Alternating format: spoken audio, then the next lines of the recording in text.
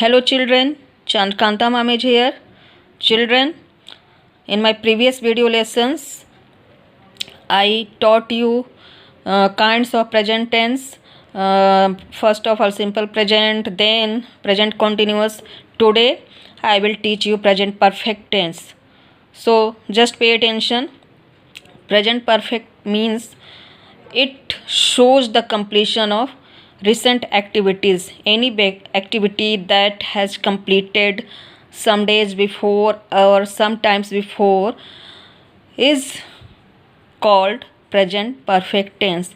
It expresses the time in which any action has been completed recently, sometime before, some days before, or some minutes before, but completion has been done of the activity or action.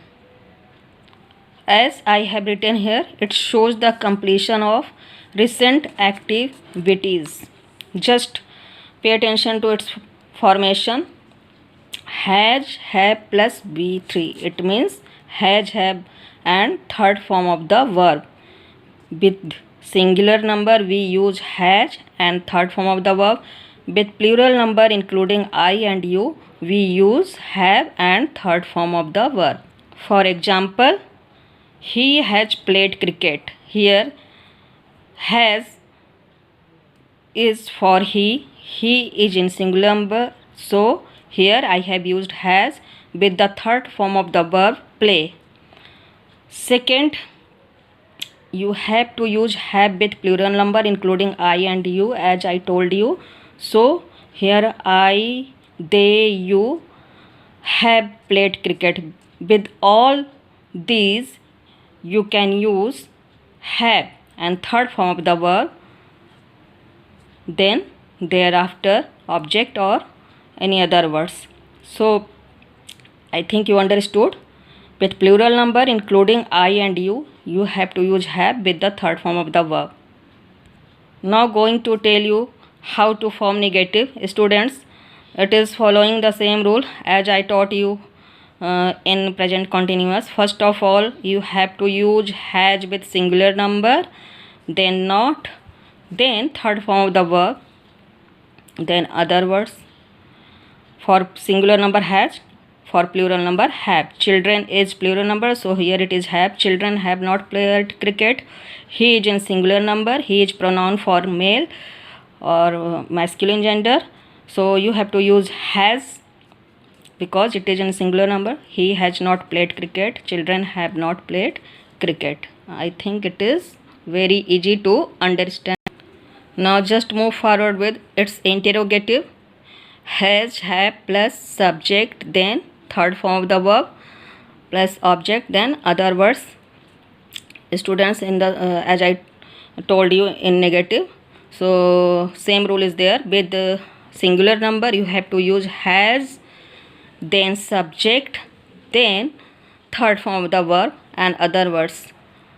With plural number including I and you have to use have, then subject, then third form of the verb, then other words. For example, has he completed his homework? Has, at first you have to use this verb, auxiliary verb, then he in a small letter because it is not in the beginning of the sentence. Has is in the beginning of the sentence, so H is in capital here, but other words are in small letter. At the end of the sentence you have to use question mark. Second, have they gone to school? They is in plural number, so you have to use have at first. So first of all, auxiliary verb has or have, whatever you have to use according to the subject, then subject, thereafter third form of the verb, then other words or object. Students, short form of has not is hasn't, and short form of have not, short form of has not is hasn't, and short form of have not is haven't. Student, after n you have to use possessives.